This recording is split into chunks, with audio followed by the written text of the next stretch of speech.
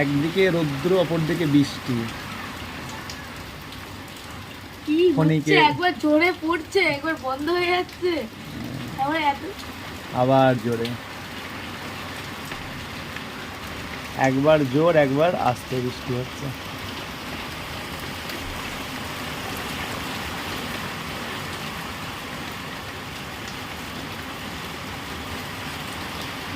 ওইদিকে সূর্যের আলো আছে, ওই যে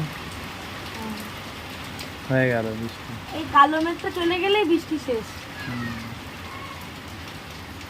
আবার দেখ জোরে আসবে।